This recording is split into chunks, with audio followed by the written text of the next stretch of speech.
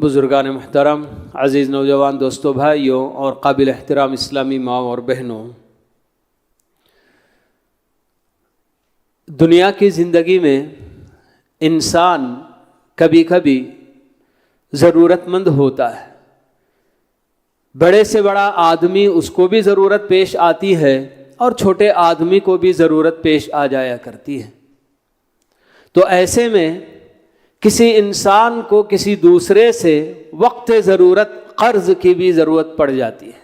قرض لینے کی ضرورت پیش آتی ہے۔ یہ اور بات کہ قرض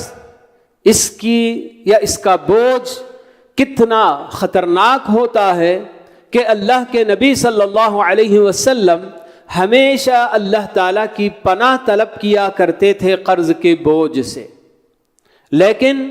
آپ لوگوں کو یہ بات بھی معلوم ہوگی کہ خود پیارے نبی صلی اللہ علیہ وسلم کی زندگی میں بھی ایسا وقت آیا کہ جس میں آپ نے کسی اور سے قرض لینے کی ٹھانی،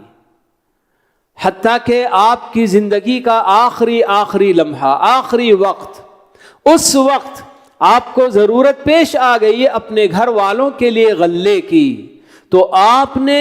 اپنی جنگی زرہ، جو کہ لباس جنگی پہنا جاتا ہے، اسے ایک یہودی کے پاس آپ نے گروی رکھ کر اپنے گھر والوں کے لیے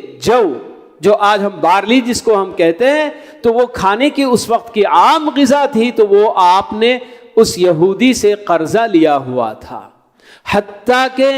آپ کی وفات بھی ہوئی تو اسی حالت میں ہوئی کہ وہ زرہ ابھی آپ اسی یہودی کے پاس گروی رکھی ہوئی تھی، آپ نے اپنا قرضہ پورا ادا نہیں کیا تھا۔ تو یہ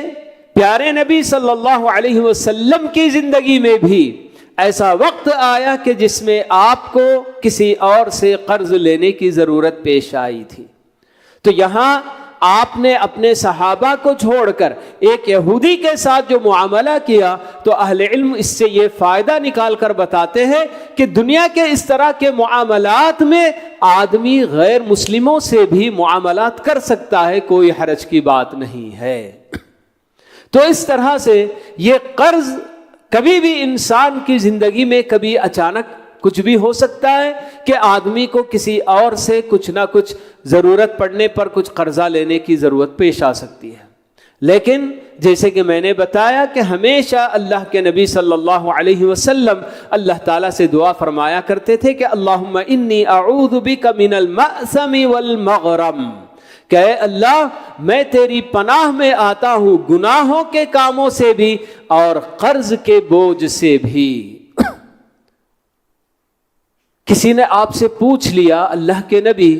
کیا بات ہے کہ میں دیکھتا ہوں آپ کو بہت زیادہ آپ اللہ تعالیٰ سے یہ دعا فرمایا کرتے ہیں، قرض کے بوجھ سے اللہ تعالیٰ کی پناہ آپ کثرت سے مانگا کرتے ہیں، کیا بتایا؟ تو آپ نے بتایا کہ آدمی جب قرض کے بوجھ تلے دب جاتا ہے تو بات میں جھوٹ بھی بولنے لگتا ہے اور وعدہ کرنے کے بعد وعدہ خلافی کرنے لگ جاتا ہے۔ اور یہ دونوں گناہ، جھوٹ بولنا اور وعدہ کرنے کے بعد وعدہ خلافی کرنا، پیارے نبی صلی اللہ علیہ وسلم نے منافقین کی علامتیں بتائی ہیں کہ منافق جس سے پہچانا جاتا ہے اس کی کیا جو نمایاں صفات ہوتی ہیں، تو آپ نے یہی بتایا کہ وہ جب بھی بات کرتا ہے تو بات میں جھوٹ بولتا ہے، اور وعدہ اگر کرتا ہے تو وعدہ کر کے وعدہ خلافی کرتا ہے۔ تو جھوٹ یا قرض لینے والا قرض کے بوجھ پہ جو دب جاتا ہے تو اس کے اندر بھی یہ چیز پیدا ہو جاتی ہے، اور یہ کتنا بڑا گناہ ہے کہ بات کرے تو جھوٹ بولے اور وعدہ کرے تو وعدہ خلافی کرے۔ تو اس لیے اللہ کے نبی صلی اللہ علیہ وسلم ہمیشہ اللہ تعالیٰ سے قرض کے بوجھ سے پناہ اللہ تعالیٰ کی طلب کیا کرتے تھے۔ لیکن بہرحال جیسے کہ میں نے آپ کو بتایا کہ آدمی کو ضرورت پیش آتی ہے تو آدمی قرض لے سکتا ہے۔ قرض لینا یہ کوئی یعنی کہ بلا وجہ قرض لینا اور ایسے ہی اپنی منمانی خواہشات پوری کرنے کے لیے اگر کوئی قرض لیتا ہے تو یہ بہت بری بات ہے۔ آدمی اگر مجبور ہے قرض لینے کے لیے تو قرض لیتا ہے، تو قرض لینے میں کوئی حرج کی بات نہیں، بلکہ ہمارے اپنے دین کے اندر قرآنی آیات اور احادیث ہم کو یہی بتاتی ہیں کہ قرض مانگنے والے کا تعاون کرنا بھی چاہیے، کہ واقعی کوئی آدمی محتاج ہے، ضرورت مند ہے، تو ضرورت مند کو قرض دینا بھی چاہیے۔ یہ بھی ہماری اپنی شریعت ہم کو ابھارتی ہے۔ پیارے نبی صلی اللہ علیہ وسلم کتنی حدیثوں میں آپ نے یہ باتیں بتائی ہیں کہ من یسر علی معسر یسر اللہ علیہ، کان اللہ فی عون العبد ما کان العبد فی عون اخیہ، کہ بندہ جب اپنے بھائی کی مدد میں لگا رہتا ہے تو اللہ رب العالمین بھی اس کی مدد میں لگ جاتا ہے۔ جب کوئی بندہ کسی تنگ دست کی تنگ دستی دور کرنے کے لیے، اس پر آسانی پیدا کرنے کے لیے کوئی بھی راستہ اختیار کرتا ہے تو اللہ تعالیٰ اس کے اپنے لیے آسانیاں پیدا کرتا ہے۔ اور آپ نے یہ بھی بتایا کہ اگر کوئی آدمی من نفس عن مؤمن کربۃ من کرب الدنیا نفس اللہ عنہ کربۃ من کرب یوم القیامہ،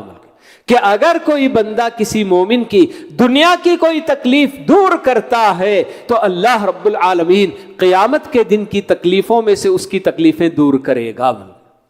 اور ساتھ میں آپ نے یہ بھی بتایا کہ جب کوئی آدمی کوئی مقدار قرض کی 2 مرتبہ اگر قرض دیتا ہے، قرض دینے کا مطلب ہم سب جانتے ہیں کہ جو میں نے قرضہ دیا پھر وہ وقت مقرر پر واپس بھی ملتا ہے، تو بھلے سے وہ چیز واپس بھی آ گئی، لیکن آپ نے بتایا کہ 2 مرتبہ جب کوئی بندہ ایک مقدار قرض کی ادا کر دیتا ہے، کسی کو دیتا ہے، چاہے ایک آدمی ہی کو 2 بار دے یا کسی ایک کو 1 مرتبہ دیا پھر کسی، آپ نے بتایا کہ یہ ایک طرح سے اس کے لیے صدقے کا ثواب ہے۔ اتنی مقدار میں سمجھیے کہ 5000 روپیہ اگر کوئی بندہ کسی کو قرضہ دیا پھر واپس لے لیا، کسی دوسرے کو قرضہ دیا پھر واپس لے لیا، تو گویا 5000 اللہ کے راستے میں صدقہ کرنے کا اس کو اجر و ثواب دیا جائے گا۔ تو ایسے ہمارے اپنے شریعت میں قرض ضرورت پڑنے پر اگر کوئی آدمی مانگتا ہے تو اس کے لیے تعاون کے لیے آگے بڑھنا چاہیے۔ جن کو اللہ تعالیٰ نے حیثیت دے رکھی ہے ان کو چاہیے کہ وہ آگے بڑھیں اور ان کی تکلیف دور کریں، اس پر بھی ہم کو ابھارا گیا۔ اور قرآن کی وہ آیت جو کہ سورہ بقرہ کی میں نے ابھی آپ لوگوں کے سامنے ایک ٹکڑا اس کا میں نے تلاوت کیا ہے، تو اس میں بھی اللہ تعالیٰ ہم کو یہی بتا رہے ہیں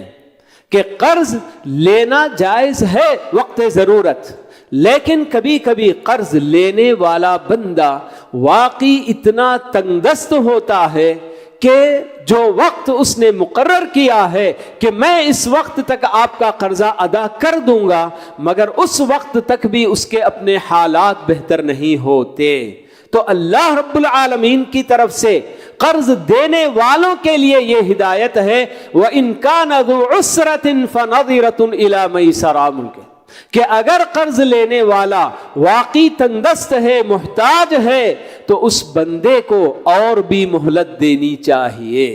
ایسا نہیں کہ ہاں وقت آ گیا اب اس کے سر پر جا کر کھڑے ہو جائے کہ نہیں میرا قرضہ آپ کو ہر حال میں دینا ہی ہوگا، ایسا نہیں کرنا چاہیے۔ اللہ تعالیٰ کی طرف سے ہم کو یہ ہدایت مل رہی ہے کہ جو بندے تنگ دست ہیں تو ان کے لیے آپ مزید اور موقع دیجئے۔ فَنَظِرَةٌ إِلَى مَيْسَرَةٍ، اللہ تعالیٰ یہ نہیں بتا رہے ہیں کہ کتنی وقت تک، بلکہ بتا رہے ہیں کہ جب تک اس کے حالات بہتر نہیں ہو جاتے، اس کی تنگ دستی ختم نہیں ہو جاتی، اس وقت تک اس کو مہلت دی جانی چاہیے۔ تو یہ آگے اللہ تعالیٰ یہ بھی بتاتے ہیں وَأَن تَصَدَّقُوا خَيْرٌ لَكُمْ إِن كُنتُمْ تَعْلَمُونَ، کہ اگر واقعی تنگ دست انسان ہے اور اس نے قرضہ لیا ہوا ہے اور اگر آپ اس کو پوری طرح سے معاف بھی کر دیں گے تو یہ آپ کے حق میں اور بھی بہتر ہوگا۔ تو قرض دینے کے بعد آدمی حالات کا لحاظ کرے کہ بھئی کس نے قرضہ لیا ہے، کیسے اس کے اپنے حالات ہیں، تو ایسی صورت میں اللہ تعالیٰ بتاتے ہیں کہ اگر آپ دیا ہوا قرضہ پوری طریقے سے معاف بھی کر دیں گے تو یہ اور بھی آپ کے حق میں بہتر ہوگا۔ پیارے نبی صلی اللہ علیہ وسلم کی حدیث ہے، صحیح مسلم کی حدیث ہے، آپ بتاتے ہیں کہ جب کوئی بندہ کسی تنگ دست کو اور مہلت دیتا ہے، مزید مہلت دیتا ہے، یا اس کے اپنے قرض کو معاف کرتا ہے، تو اللہ تعالیٰ اسے اپنے سائے میں جگہ دیں گے۔ ایک طرف سے آپ نے وہ مشہور حدیث سن رکھی ہوگی جس میں 7 قسم کے خوش نصیب ہیں جن کو اللہ رب العالمین مخصوص سائے میں کل قیامت کے دن جگہ دیں گے۔ تو اللہ کے نبی صلی اللہ علیہ وسلم یہ بھی بتا رہے ہیں کہ جو بندہ قرض لینے والا اگر تنگ دست ہے تو اس کو اگر مہلت دے رہا ہے، چلو بھائی آپ جب آپ کے حالات بہتر ہوتے ہیں تب آپ قرضہ لوٹائیے، یا پوری طریقے سے اس کو معاف بھی کر دیتا ہے، تو آپ نے بتایا کہ ایسے بندے کو بھی اللہ تعالیٰ کل قیامت کے دن اپنے سائے میں جگہ دیں گے۔ ایک مرتبہ پیارے نبی صلی اللہ علیہ وسلم اپنے صحابہ کے سامنے گزری ہوئی قوم کے ایک آدمی کی ایک خوبی آپ نے بیان کی کہ ایک آدمی جس کو اللہ رب العالمین نے مال و دولت سے نوازا ہوا تھا، اور وہ جب تجارت کرتا، خرید و فروخت کے معاملات، شاید اس کی اپنی دکانیں جو کچھ بھی رہیں، تو جو لوگ بھی اس سے قرضہ لے کر جاتے تو ان کو قرضہ بھی دیتا، لیکن ان کے اپنے جو بھی اس کے اپنے پاس کام کرنے والے اس کے کارندے قرضہ وصول کرنے کے لیے جب بھیجتا تو ان کو نصیحت کر کے بھیجتا تھا کہ بھائی جاؤ، اگر وہ بندہ تنگ دست ہے تو اس پر زور زبردستی نہیں کرنا، مہلت دو، اس کو معاف کرو، شاید کہ اللہ تعالی ہمیں معاف کر دے۔ یہ اللہ کے نبی صلی اللہ علیہ وسلم نے اپنے صحابہ کے سامنے بتایا، اور پھر یہ بھی آپ نے بتایا کہ اس بندے کو جب اللہ رب العالمین کے پاس حاضر کیا گیا تو اللہ تعالیٰ نے اس سے پوچھا کہ بندے، میں نے تجھ کو دنیا میں مال و دولت سے نوازا تھا تو نے کیا کیا؟ بندے نے یہی جواب دیا کہ اے اللہ، تیرے اپنے بندے میرے پاس آتے تھے، قرض لے کر جاتے تھے، اور میں اپنے غلاموں کو، اپنے کارندوں کو میں جو نا یہ نصیحت کر کے بھیجتا تھا کہ جاؤ، کوئی بھی بندہ اگر قرضہ دینے میں تاخیر کرتا ہے، اگر تنگ دست ہے، تو اس پر کوئی زور زبردستی نہیں کرنا، بلکہ اس کو مہلت دینا یا پوری طریقے سے معاف بھی کر دینا۔ تو میرا اپنا معاملہ قرض دینے کے بعد اس طرح سے جو نا میں اس سے وصول کرنے میں بڑے آرام سے، نرمی سے، بلکہ بسا اوقات میں درگزر بھی کر دیا کرتا تھا۔ تو اللہ تعالیٰ جو بتاتے ہیں کہ اس عمل کے ہم تم سے زیادہ حقدار ہیں، یعنی اللہ تعالیٰ بتاتا ہے کہ اے بندے، حدیث میں یہ بھی بات بتائی گئی کہ اس نے کوئی اور بڑی بڑی نیکیاں نہیں کی تھی، مگر یہ ایک خوبی اس بندے کی ایسی تھی جس پر وہ پابندی بھی کیا کرتا تھا۔ اللہ تعالیٰ کو یہ خوبی اتنی پسند آئی کہ اللہ تعالیٰ نے اس کو بالکل معاف کر کے سیدھے جنت میں بھیج دیا۔ تو ہمیں جیسے کہ بتایا گیا، اللہ کے نبی صلی اللہ علیہ وسلم نے ہمیں بتایا ہے کہ اللہ تعالیٰ کو وہ عمل زیادہ پسندیدہ ہوتا ہے جس پر بندہ ہمیشگی اختیار کرتا ہے، مداومت اختیار کرتا ہے، بھلے سے وہ چھوٹا عمل کیوں نہ ہو۔ تو اس کے لیے بھی یہ حدیث ہم کو نہ دلیل بنتی ہے کہ اس بندے کا اپنا معمول تھا کہ قرض دیتا تھا، اور جو بھی تنگ دست ہوتے تو ان کو قرض وصول کرنے میں کوئی زیادہ تنگ نہیں کرتا، زور زبردستی نہیں کرتا تھا، بلکہ ان کو مہلت پر مہلت دیے جاتا تھا، اور بسا اوقات معاف بھی کر دیا کرتا تھا۔ تو اللہ تعالیٰ نے اس کے سارے گناہ معاف کر کے اس کو سیدھے جنت میں اللہ تعالیٰ بھیج رہے ہیں۔ تو یہ پیارے نبی صلی اللہ علیہ وسلم نے اپنے صحابہ کے سامنے بتانے کا جو مقصد تھا وہ یہی کہ ہمارے اپنے اندر بھی یہ خوبی ہم پیدا کرنے کی کوشش کریں، کیونکہ یہ اتنی بڑی خوبی اور اتنی عظیم ایک طرح سے عبادت کہ اللہ تعالیٰ کو یہ اتنی پسند آئی کہ اللہ تعالیٰ نے اس بندے کو پوری طریقے سے اس کی جو بھی غلطیاں، جو بھی اس کی اپنی خامیاں، سب کو اللہ تعالیٰ نے معاف کر کے اس کو جنت جنا نصیب کر دیا۔ تو اس لیے اللہ کے نبی صلی اللہ علیہ وسلم یہ واقعہ اپنے صحابہ کے سامنے بیان کیے ہیں۔ تو اللہ تعالیٰ بھی ہم کو یہی حکم دے رہے ہیں کہ خاص کر آپ یہ جو آیت سورہ بقرہ کی میں نے ابھی جو پڑھی تھی، تو اس میں آپ دیکھیں گے کہ آگے پیچھے اس کے سودی معاملات کے تعلق سے اللہ تعالیٰ نے باتیں بتائی ہیں، اور اس موقع پر اللہ تعالیٰ یہ بات بتا رہے ہیں۔ تو قرض اپنی جگہ پر آدمی ضرورت مند ہوتا ہے، ضرورت پڑتی ہے تو لیا کرتا ہے، لیکن ہمارے اپنے معاشرے میں سودی قرض لینا دینا اتنا عام بالکل ہو چلا ہے کہ لوگ بڑے آرام سے سودی قرضہ لینے کو بہت آسان سمجھتے ہیں۔ سود پر قرض لینا بھی اتنا ہی بڑا گناہ ہے جتنا کہ سود پر قرض دینا ہے۔ لوگ سمجھتے ہیں کہ بس دینے والا گنہگار ہے، میں تو ضرورت مند ہوں تو مجھے لے لینا چاہیے، کوئی حرج کی بات نہیں۔ نہیں میرے بھائیوں، سود پر قرض دینا بھی اتنا ہی بڑا گناہ اور لینا بھی اتنا ہی بڑا گناہ ہے، جو کہ اللہ رب العالمین کے ساتھ جنگ کرنے کے برابر اللہ تعالیٰ نے بتایا۔ اور جو اللہ تعالیٰ سے جنگ کرے گا کیسے جیت سکے گا؟ آج ہم دیکھتے ہیں کہ کتنے ایسے لوگ جنہوں نے اپنے کاروبار کو بڑھاوا دینے کے لیے بڑے بڑے قرضے سود پر لیے، اور اس کی بے برکتی ایسی کہ سودی قرض کی وجہ سے ایسی بے برکتی ان کی تجارت میں ہوئی کہ آج گلی کے ہو گئے، سارا کچھ ان کا اپنا سب کچھ چھن گیا۔ تو یہ اللہ تعالیٰ کے ساتھ اگر کوئی جنگ کا اعلان کرے گا تو اس کا نتیجہ یہی ہوگا۔ ایسے کتنے لوگوں کو ہم نہیں جانتے ہیں کہ جنہوں نے سودی قرضے بڑے بڑے سودی قرضے لیے اور کاروبار کو اپنے بڑھاوا دینے کے لیے پھیلانے کا انہوں نے ارادہ کیا۔ ظاہر سی بات ہے کہ اللہ رب العالمین نے جس کام کو ہمارے لیے حرام کیا ہے اور ہم بغیر سوچے سمجھے کہ ہم یہ کیا کر رہے ہیں، اللہ تعالیٰ کے ساتھ ہم دشمنی مول لے رہے ہیں، ہم نے اگر ایسا کیا تو یقیناً اللہ تعالیٰ اس سے ساری برکتیں بھی چھین لے گا، اور پھر اس کے بعد اس کا صرف خسارہ ہی خسارہ، نقصان ہی ہوگا۔ آدمی کو قناعت پر بھروسہ کرنا چاہیے، کیونکہ روزی روٹی کی تقسیم یہ اللہ رب العالمین کا اپنا فیصلہ ہوتا ہے کہ کس بندے کو کتنی مقدار میں دینا چاہیے، کہ اس سے زیادہ اگر دیا جائے تو وہ کہیں طغیانی میں نہ مبتلا ہو جائے، کہیں وہ بالکل اللہ تعالیٰ کو فراموش کر دے، نہ اللہ کے حقوق ادا کرے نہ بندوں کے حقوق ادا کرے۔ یہ اللہ تعالیٰ کو بہت اچھی طرح سے معلوم ہے، تو اسی لیے اللہ تعالیٰ نے قرآن مجید کی کئی آیتوں میں یہ حقیقت بتائی ہے کہ اللہ تعالیٰ کا اپنا فیصلہ ہوتا ہے کہ کسی کو روزی روٹی بڑی کشادگی سے اللہ تعالیٰ دیتے ہیں اور کسی کو تنگ کر کے دیتے ہیں، کیونکہ اللہ تعالیٰ کو معلوم ہے کہ کس بندے کو کتنا دینا ہے۔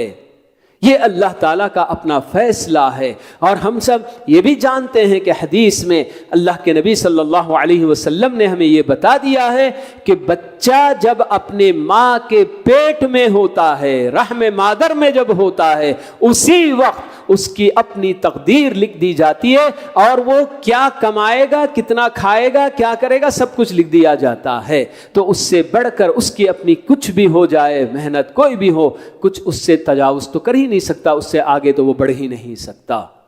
تو اس لیے یہ قناعت کی جو دولت ہوتی ہے کہ اللہ تعالیٰ کا فیصلہ ہے، میرے حق میں اللہ تعالیٰ نے اتنی کیا ہے روزی لکھی ہے، بھلے سے میں محنت کر رہا ہوں، محنت کرنے کے باوجود بھی اللہ تعالیٰ مجھے اتنا ہی نواز رہا ہے، تو یہ اللہ کا فیصلہ ہے، یہ سمجھ کر آدمی کو راضی ہونا چاہیے۔ دنیا کی ہر چیز میں آدمی راضی ہو جاتا ہے، بس راضی ہوتا ہے کیا، بس ایسے ہی کسی کو اللہ نے ناٹا بنا دیا، پست قد بنا دیا تو اس پر بھی وہ راضی، کسی کو لمبا بنایا تو اس پر بھی راضی، اور کسی کو کالا کسی کو گورا بنایا، کچھ بھی ہوا۔ لیکن یہ روزی روٹی کا معاملہ ایسا ہوتا ہے کہ آدمی وہاں سمجھتا ہے کہ یہ اللہ کا فیصلہ نہیں ہے، اسے میں جیسے چاہے کر سکتا ہوں۔ تو یہ بہرحال ہماری اپنی بہت بڑی غلطی ہوتی ہے۔ تو بہرحال پیارے نبی علیہ السلام نے ہمیں جو واقعہ بتایا گزرے ہوئے لوگوں میں سے، ہو سکتا بنی اسرائیل کا ہو یا اس سے پہلے کا بھی کوئی ہو، تو بہرحال آپ نے بتایا کہ ایک آدمی ایسا گزرا جس کا یہ معمول تھا، لوگوں کو قرضہ دیا کرتا تھا اور اس کے بعد کبھی معاف بھی کر دیتا، مہلتوں پر مہلت دیتا۔ یہ سب کرنے کی وجہ سے اللہ رب العالمین نے اس کے ساتھ کیا معاملہ کیا۔ تو یہ حدیث ہم کو بتا رہی ہے کہ جو قاعدہ الجزاء من جنس العمل،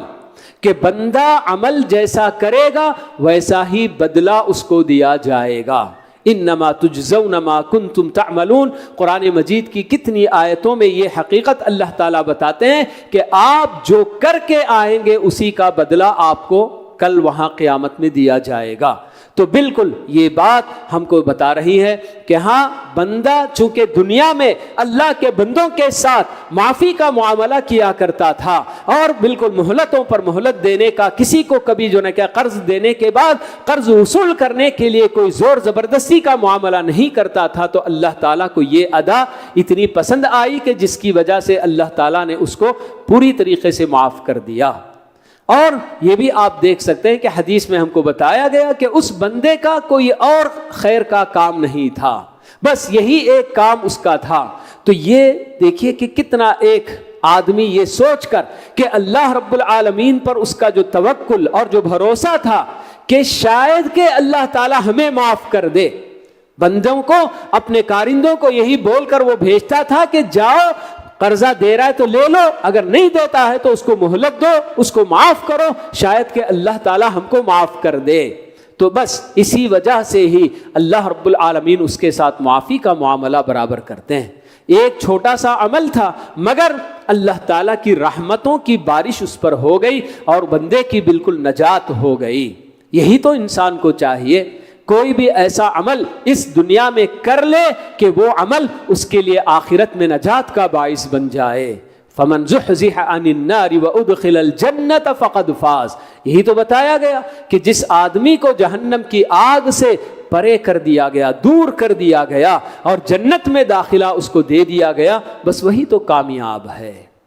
تو ہمارے لیے بہرحال جی ہمارا اپنا دین ہم کو یہ سب باتیں بتاتا ہے کہ آدمی کو بلا وجہ تو قرضہ لینا ہی نہیں چاہیے، صرف اپنی جی منمانی خواہشات پوری کرنے کے لیے، اسراف اور فضول خرچی کے لیے، جیسے بہت سارے لوگ شادی بیاہ وغیرہ کے موقع پر ان کے اپنی حیثیت جتنی ہوتی ہے اس سے بھی زیادہ کرنا چاہتے ہیں اور اس کے لیے قرضے کی جناح کیا ہے ٹھانتے ہیں، اور قرضہ اگر سیدھے طریقے سے نہیں ملتا ہے تو حرام طریقے سے قرضہ لینے کی سودی قرضے میں جناح مبتلا ہوتے ہیں۔ پھر اس کے بعد اس کا کیا نتیجہ ہوتا ہے کہ قرضہ ادا کرتے کرتے ان کی پوری زندگی گزر جاتی ہے، پھر بھی قرضہ ادا نہیں ہو پاتا، اور ایک دن وہ بھی آتا ہے کہ بالکل ذلیل و خوار ہو کے ان کو اپنا مکان، اپنا دکان سب کچھ چھوڑ کر باہر نکلنا بھی پڑ جاتا ہے۔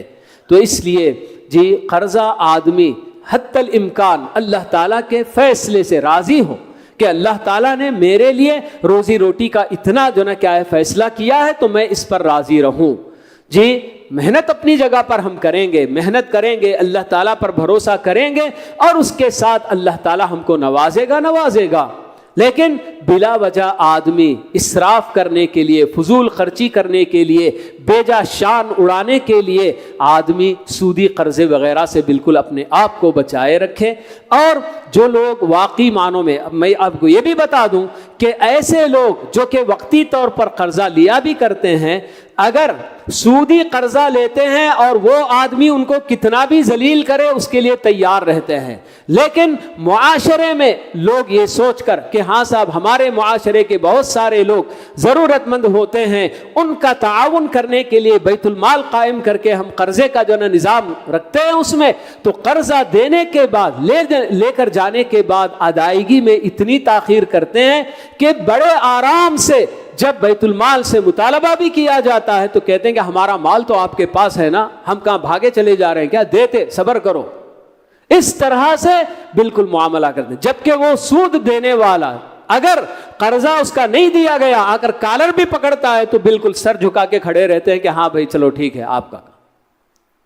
لیکن بہرحال یہ سب ہمارے اپنے معاشرے میں کام ہوتے ہیں کہ سودی قرضہ آرام سے لوگ اتنے آرام سے لیا کرتے ہیں، سمجھتے ہیں کہ یہ کوئی معمولی سی بات ہے، کوئی بڑا گناہ ہی نہیں ہے۔ اور جیسے کہ اللہ کے نبی صلی اللہ علیہ وسلم بتایا کہ قرضے کے بوجھ میں پھنس جانے کے بعد آدمی بات بات میں جھوٹ بھی بولتا ہے اور وعدہ بھی کر کے ہمیشہ وعدہ خلافیاں بھی کرتا ہے۔ تو اس لیے ہمیشہ اللہ تعالیٰ سے قرضے کے بوجھ سے ہمیں بھی پناہ طلب کرتے رہنا چاہیے۔ اللہ تعالیٰ ہم سب کی حفاظت فرمائے، خاص کر سودی قرضہ لینے سے تو اللہ تعالیٰ سارے مسلمانوں کو، مردوں کو، عورتوں کو اللہ تعالیٰ نیک توفیق دے، اور اس بری بلا سے، اس آفت سے اللہ تعالیٰ پورے معاشرے کی اللہ تعالیٰ حفاظت فرمائے۔ تو جو لوگ قرضہ دیتے کرتے ہیں تو ان کے لیے بھی نمونہ ہم کو بتایا گیا کہ قرضہ دینے کے بعد اگر آدمی تنگ دست ہے تو اس کے ساتھ نرمی کا معاملہ ہونا چاہیے، اس کو اور مہلت بھی دینے کی جو نا ہم کو گنجائش ہمارے پاس نکالنی چاہیے۔ اللہ تعالی ہم سب کو دین کی باتیں سیکھ کر ان پر عمل پیرا ہونے کی اللہ تعالی توفیق نصیب فرمائے۔ اقول قولی ھذا واستغفر اللہ لی ولکم ولسائر المسلمین من کل ذنب فاستغفروہ انہ ھو الغفور الرحیم۔